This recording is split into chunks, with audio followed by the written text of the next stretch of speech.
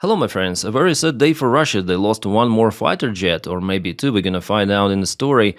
I thought they got used to those losses of their jets, but every time they're coming up with some of the morning text. The road is coming smooth, the Russian plane on the threshold of the house, a mother sees her son off. What, maybe it's the Google Translate, but yeah, too much poem here, because those are just the war criminals who deserve to be shot down by Ukrainian air defense.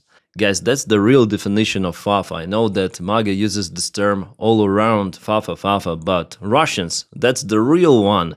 You want to destroy Ukrainian infrastructure, being far away. Civilians bomb Ukrainian houses, launch drones, launch gliding aviation bombs, and you think that you'll not be reached? Well, Ukraine thinks otherwise. So the story about the plane loss was confirmed by the Fighter Bomber channel. That's the Russian nuts affiliated with the Russian Air Force. Yeah, he usually publishes the information, but we have also this one, minus the Sukhoi Su-30 on the southbound direction tonight. So maybe two of the airplanes Russia lost, but so far we don't have the confirmation about Su-30 yet. Sukhoi Su-34 fighter bomber, which is being used by Russia all the time to drop gliding bombs on Ukrainian positions, that one was lost for sure, and it was confirmed by Russians themselves. Rest in peace, double S, freaking Russian military pilots. Some of the Ukrainian channels are saying that the airplanes were shot down over the Snake Island. Could those be the Ukrainian drone boats, because they're also equipped with the air defense? Who knows, but they were successful strikes of Ukrainian drones against the Russian fighter jets before. Russia lost at least one Sukhoi Su-30 airplane and several of the helicopters because of the Ukrainian ground-to-air, or it's better to say air-to-air missiles, which were attached to those drone boats. You know, yesterday Ukrainian SBU published the compilation of their job for 2025 of how they target lots of the Russian airplanes, mostly in Crimea, 11 of the jets, several helicopters and transport airplane. And it is only SBU. Other agencies are also working in Crimea as well. Well, the losses of the aircraft is of course dramatic for Russia, but losing the crew is always more important, because Russia have to waste lots of the time, even years, to prepare really qualified crew members, pilots. And yesterday they lost maybe one crew, maybe two. Well, at least one of the airplanes was shut down for sure, and the losses in general for Russia, for Russian aviation in this war, they're dramatic. Lots of the airplanes have been shut down, lots of the helicopters. At least half of the fleet of the Russian K-52 attack helicopters is totally gone. And the Russian economy has to buckle up and produce more of those vehicles. So in a way, Ukraine grinds down Russian economy in general, because Russia has to spend lots of the resources, not for their people or social things, but for their army mostly. And still they're not capable to replace some of the losses. For example, Ukraine hit MiG-31 airplanes. Russia is not producing those, but those are crucially needed for the Russian Kinjal hypersonic missiles. So they have modern type of the missiles, but they use the very ancient platform to launch those. So in the future perspective, in some of the years, Russia will be in lack of the capabilities to launch those any longer. That's the stupid decision, really, to use a MiG-31 as the launching platform. But you know who doesn't like those attacks on the Russian airplanes? Well, it's American President Donald Trump. I just finished speaking by telephone with President Putin. Oh, so there was one more conversation. Witkov's visit is not enough. We discussed the attack on Russia's docked airplanes by Ukraine, and also various other attacks and that have been taken place by both sides. So he didn't mention the strikes on Odessa, for example, that happened recently, right straight to the buildings where people live. He didn't mention even the strike on passenger train in Kharkiv Oblast, where some of the civilians were unfortunately unalived. Instead, he mentioned Russia's docked airplanes. Oh my god. Probably he meant this video that I shared to you, the video compilation from the last year, but it happened for the long period of time. It wasn't the only strike like the spiderweb operation. There were multiple of the strikes, Donny, but they're still concerned. And Putin did say very strongly that he'll have to respond on the recent attack on the airfields. Oh my god, once again, the same song. Poor Russian military infrastructure, Russian airplanes, Russian airfields. Oh my god, Putin will have to respond and hit more of the civilian buildings.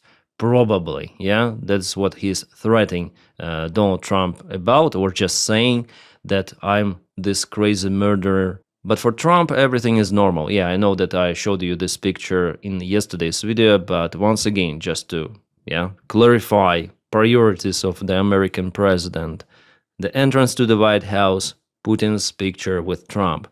Oh my god, Putin, my favorite guy, my favorite dictator. Well, it looks like that Trump is not just a pedophile protector, but protector of the murderers, massive murders. It's American president. Now let's go to the frontline updates, just few of the words because they're just minor changes. So Russia advanced with a small sabotage attack towards Novomihailovka, I guess. Well, later on I'm gonna check it out on a bigger map. So small forces and Ukraine used the drones here. Plus there is the presence of the Russian army in Stepnogorsk. We know it because Ukraine used aviation gliding bombs. By the way, we have great news coming from France that France will supply to Ukraine more of the aviation gliding bombs and they will train more of the Ukrainian fighter jet pilots on Mirage 2000 airplanes. Plus they're gonna send more of those jets. Fantastic news. So that's the interactive map we have here, Novoyakovlivka village and Pavlivka village here. Yeah, that's the compilation of the Russian infantry. Sorry guys, I cannot show you this video fully, I mean, but some of the Russians were spotted on the way in Zaporizhia direction to reach more of the settlements. But they were absolutely unsuccessful. We have one more confirmation on Telegram channel, some of the Russian positions here. Yeah, Ukraine just bombed the hell out of this dugout. It means that Russians still try to propel forward, but without visible success. Kurva penguin! Penguin! It's the second one, guys. It is happening once again. Yes, it's not that penguin that was kaputted for the first time. This one is the other one. It tried to catch the drone, but it was unsuccessful penguin operation. Guys, I'm just shocked because it didn't work for the first time, but the Russian command decided to send one more penguin to try this kind of the masking suit. They thought probably that the problem not with the suit but with the previous soldier, and they put the other one on freaking open field. It's the open, like there is nothing around, no tree line, nothing. It's like they're testing the suit using a test soldier. Like, okay, you go and we'll see if you're being kaputted by the drone or not. Well, it always doesn't work, as we see. And can they try to do it for the third time? Yeah, I wouldn't be surprised at all at this stage. Yeah, just for you to show the previous penguin case with some of the grass here, and the wear is a little different, the drone is a little different. So for sure we have two of those separate penguin cases. By the way, the Russian propaganda was saying that it was some sort of the kid in a penguin suit who was walking there at some of the party. What? Yeah, that's what they say. The Ukrainian forces flatlined a kid who was caroling in a suit. In this penguin freaking suit. I don't know how to comment that, but okay. Oh my god, Russia is publishing the video of how they hit Ukrainian F-16. This is F-16. Oh my god, indeed, like looks like F-16, you see? This is the Russian Rubicon unit. They hit it in Kirovograd Airfield. Oh my god, wow. But you already judging on my reaction understand that it's not the real airplane. It's not the inlet of F-16. This is the very high detailed mock-up of F-16. You see, the triangle form is here. It's not triangular on the real plane. It's like this. So of course what Russians present here is absolute mock-up dummy, and they say about it themselves later on. At first they publish this video and say, hooray, victory, revenge for the shutdown of the Russian airplane. But in reality, it's not like that. And the military informer, they publish exactly the same photos. They say, as was rightly noted, the triangular shape of the air intake says that it is a mock-up, so decoy. A real F-16 has a semicircular air intake. Well, nice. Those dummies, they play their role, but the fact that Russia operates their drones really far away from the front lines in Kirovohrad Oblast, it's not a good sign, honestly. As I mentioned in my previous video, Starlinks also help Russia a lot. They use Starlink Mini, they're very light and carried by Russian Molniya drones. That's the huge problem for Ukraine because Russian drone operators, they may launch those drones and target Ukrainian infrastructure, as you saw, very precisely. With the help of those long-range drones, Russia is capable to hit precisely Ukrainian logistics, also in Dnipropetrovsk Oblast, the logistics which is used for Ukrainian army supplies right at the front lines. It could be a new step in this war because Molniya drones, they're very easy to make. They've been delivered as a spare part straight to the front lines, assembled, and they don't need any launcher, just a flat part, some small space is okay. You can launch them even from hands. Yeah, they carry not a big payload, yeah, not very heavy, but still they might harm Ukrainian oil storages, Ukrainian airplanes maybe even, and Ukrainian vehicles. It's more than enough. Also, they're very, very precise. And we have them in operation far behind the front lines, as you see. We have the report, also official report from Ukrainian commanders, that it's the new threat for Ukrainian army. So Ukraine has to do something with that, also communicating with Starlink company to somehow ban the signal for those Russian drones. Russians have been using Starlink already for a very long time for communication right at the edge of the front line, but now there is a new threat with Starlink Mini. And why is it impossible to block the signal? I'm still out of clue. I have my Starlink, I have this antenna just in case. It saved me so many times, especially when I film remotely. I mean, save my job, not me personally. So every time I boot Starlink or reboot it, it defines the location. So every antenna is pretty much visible for those satellites and for company itself. Well, maybe they are all together, in those front lines, and you don't know who is controlling what territory precisely. The front line, it is not vivid just like we see on the map, so it could be a gray zone. Russians have losses in the red area.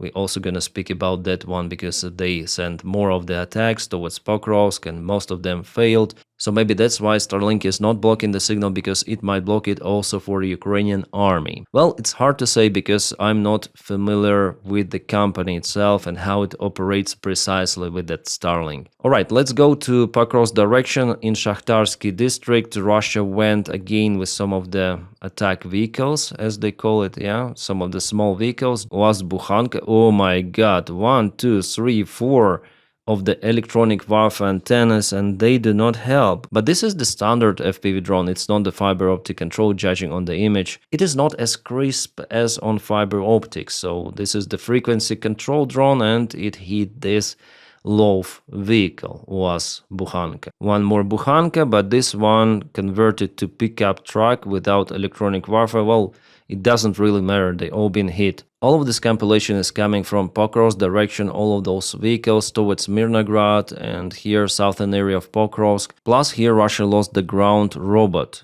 They recently started to produce many of them.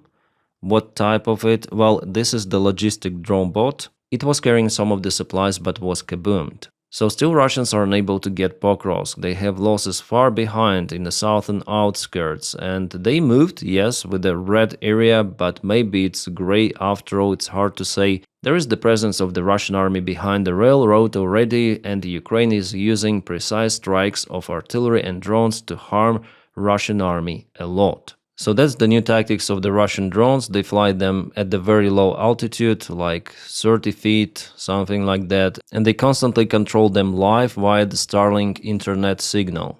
As you see, this one probably was shut down. Yeah? No? Yeah, this one was kaputted. It was filmed from Ukrainian helicopter. But to locate those drones, which are flying very low, it's close to impossible. Lots of the Russian soldiers are complaining that they've been sent to the front lines with amputated limbs. So they received wounds in Ukraine, they were decommissioned, but later on they obtained warnings that if they do not go back to their military branches, they will be prosecuted. So here they show their limbs and saying that they cannot fight somehow. But Russian Defense Ministry thinks otherwise. So I'm not making up those stories, guys. He is saying that I've been sent to the front lines. They're sending me to the front lines. All of them are saying the same stuff. Without freaking limbs, they're being sent to the front lines. And they're ex-prisoners of Russia. Yeah, they were taken from the Russian prisons. They obtained those wounds. They returned back to Russian society. But it seems like Russia doesn't need those ex-prisoners after all. That's why they have the special treatment. Wow, this video is crazy. Our guys were capable to intercept the video signal of the Russian FPV drone that was chasing their car. Just look at this. So here's the screen. Here's their car.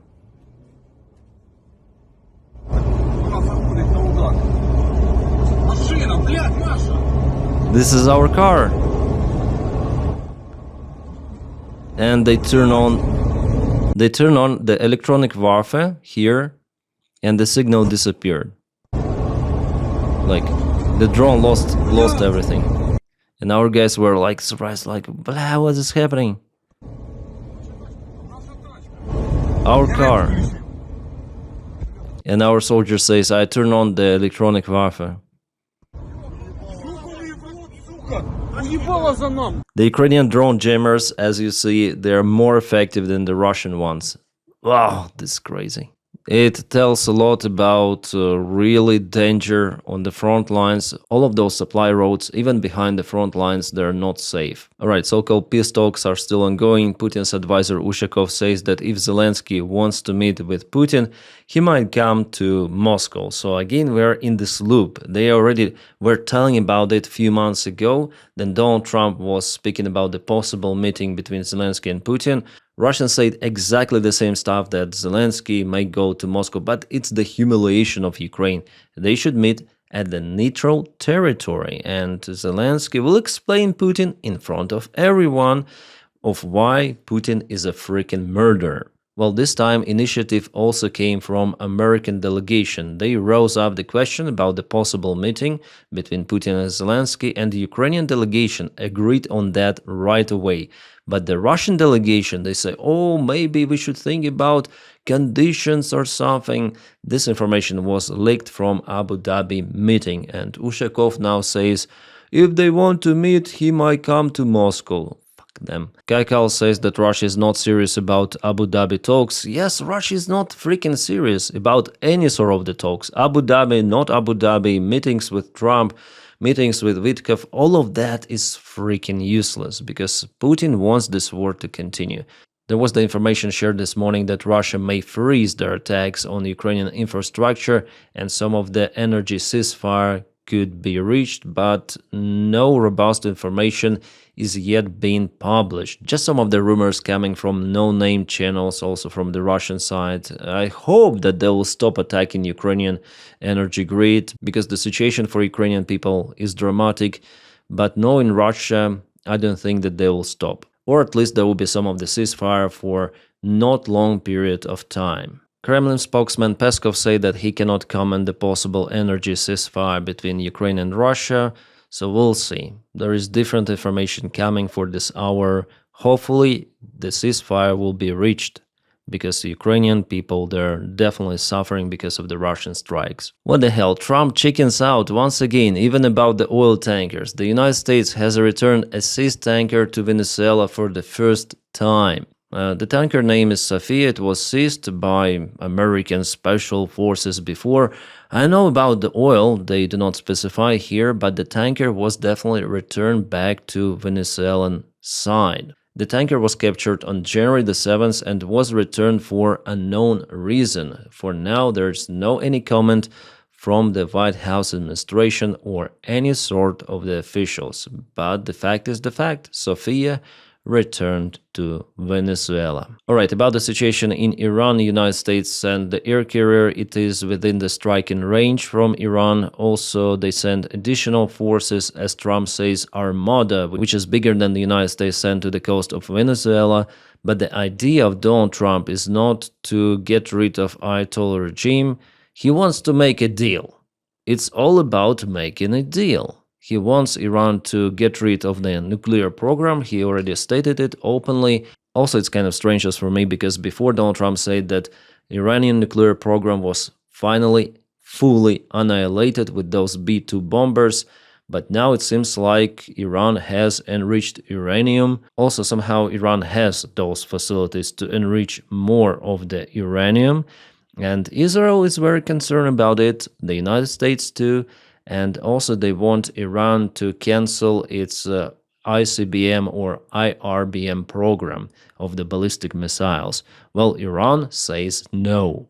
The latest information behind the scenes talks between Iran and the United States have reached a complete deadlock. Tehran is rejecting any sort of the deal. The New York Times reports that Washington is demanding a permanent end to uranium enrichment, limits on ballistic missiles, and an end to support for proxy groups such as Hamas and Hezbollah or Houthis. While the United States is building up forces near Iran, negotiations have stalled. Iran's foreign minister dismissed the demands and warned against military threat. United States intelligence says Iran's nuclear capabilities were heavily damaged in the recent strike, but still somehow could pose the risk. I remember that there was some of the high-rank Pentagon official who doubted the effectiveness of the B-2 strikes on Iranian nuclear facilities, and he was dismissed right away, laid off by Pete Hegseth, that he said something against this propaganda thing that, oh, Iranian nuclear program is no-go. Yeah, it was damaged. We saw those satellite images, but it's not destroyed, not as what Trump was saying, even close. So is there the chance for the new military escalation in Iran? Of course, but the main aim for Donald Trump is not freedom of Iranian people. No, he just wants to resolve his own personal issues and the issues with his ally in the region, Israel. The rest is not so interesting. That's the similar stuff with Venezuela or with Putin. Trump is pretty much okay with those dictators. He just wants to be on top, you know? He wants his interests to be respected, and that's why he wants to make a deal with dictators, or many of the deals. But it doesn't work, because for dictators, why would they need the deal with the United States if they're pretty much okay with what they have? And they don't need people of their countries to live better life. Just imagine if Russians lived better, yeah, not in poverty outside Moscow. Who would sign the contract with the Russian army in this case?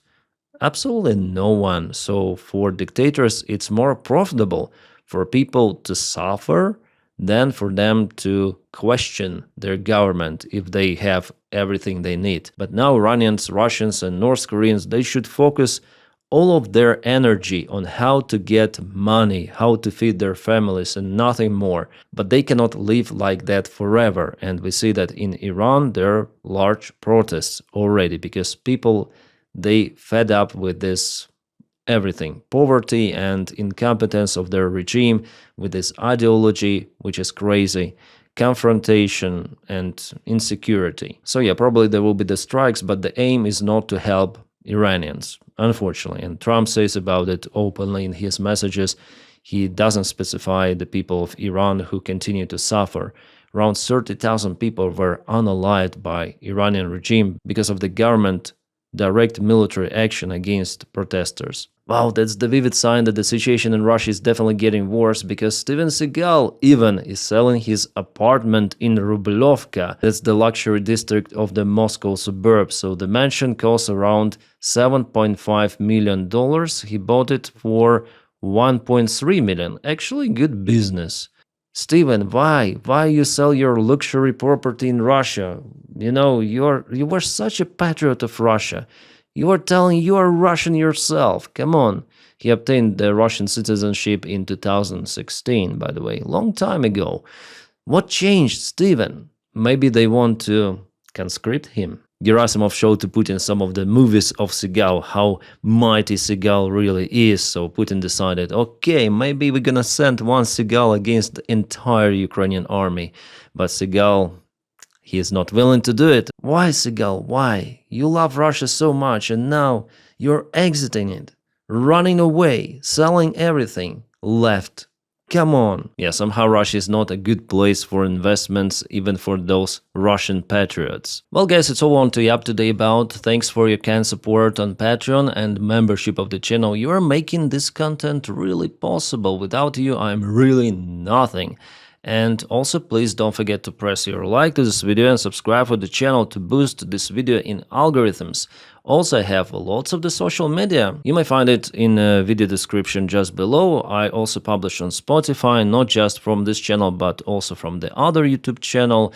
Yeah, everything goes out there to Spotify. I also stream on Twitch, on Kick, and today I planned one more stream close to the evening time, European time. Usually I stream like 2-3 hours, something like that. So you're very welcome. I read comments and communicate with people out there. And now, guys, I wish you all a peaceful sky wherever you are and have a great time.